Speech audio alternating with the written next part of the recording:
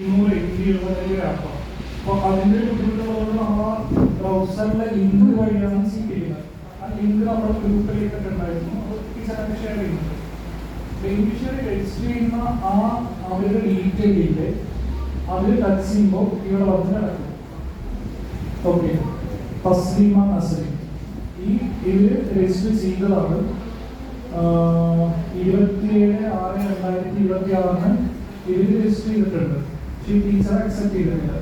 നമ്മൾ സാധാരണ ഗ്രൂപ്പിൽ എപ്പോഴും പറയാറുണ്ട്, ഇത് പെയിന്റിങ് നിർത്തരുത്, കാരണം നിങ്ങൾക്ക് വേണ്ടിയിട്ടാണ് ബെനിഫിഷ്യറി ബുദ്ധിമുട്ടി രജിസ്ട്രേഷൻ തീർക്കുന്നത്.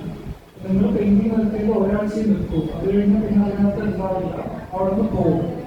അപ്പോൾ ഈ കേസുകൾ ആ വ്യൂ പ്രൊഫൈലില്ലേ, ആ വ്യൂ പ്രൊഫൈൽ കൊണ്ടുപോയി അവരുടെ ഡീറ്റെയിൽ നിങ്ങൾക്ക് കാണാൻ പറ്റും.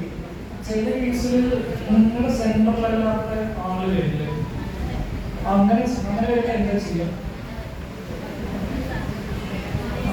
നിങ്ങളുടെ സെന്ററിൽ അല്ലാത്ത ആളുകളുടെ സത്യത്തിൽ നിങ്ങൾ എന്താ ചെയ്യുന്നത്? ഓക്കെ, അതായത് ഞാൻ എമിന ടീച്ചറിന്റെ സെന്ററിൽ രജിസ്റ്റർ ചെയ്യേണ്ട ആളാണ്. ഞാൻ ടീച്ചർ ഇന്ദിര ടീച്ചറിന്റെ സെന്ററിൽ രജിസ്റ്റർ ചെയ്തു. ശരിക്കും എന്താ ചെയ്യുന്നത്, ഇന്ദിര ടീച്ചർ റിജക്റ്റ് ആണ് ചെയ്യുന്നത്, പക്ഷെ നമ്മൾ റിജക്ട് ചെയ്യില്ല. പകരം എമിന ടീച്ചർ ഇന്ദിര ടീച്ചർക്ക് അറിയാമല്ലോ ഇവരുടെ സെന്ററിലാണ് വരേണ്ടത് എന്നുള്ളത് ഇവർക്ക് അറിയാമല്ലോ. അപ്പൊ നമ്മൾ ഈ ടീച്ചറെ കൊണ്ട് അക്സെപ്റ്റ് ചെയ്യിപ്പിക്കും, എന്നിട്ട് ഈ ടീച്ചറെ കൊണ്ട് മൈഗ്രേറ്റ് ചെയ്ത് എടുക്കാൻ പറയും. മനസ്സിലാക്കും?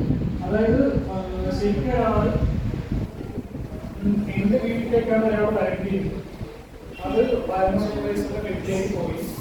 അപ്പൊ നമ്മൾ ഭരണ സൂപ്പർവൈസർ ആ ആളിനെ പറഞ്ഞേക്കില്ല, പകരം അവിടെ ഇരുത്തും, എന്നിട്ട് ചായ കൊടുക്കും, എന്നിട്ട് എന്നെ വിളിക്കും. അപ്പൊ ഞാൻ പോയി കൂട്ടിയിട്ട് വരും. ആ കൺസെപ്റ്റ് ഓർത്താൽ മതി. അതായത് മറ്റേ സെന്ററിൽ അക്സെപ്റ്റ് ചെയ്യാൻ പറയുക, എന്നിട്ട് നിങ്ങൾ മൈഗ്രേറ്റ് ചെയ്യാൻ എടുക്കുക. വീണ്ടും അവർക്ക് ഏറ്റവും ബുദ്ധിമുട്ടാണ്, വീണ്ടും രജിസ്റ്റർ ചെയ്യാം.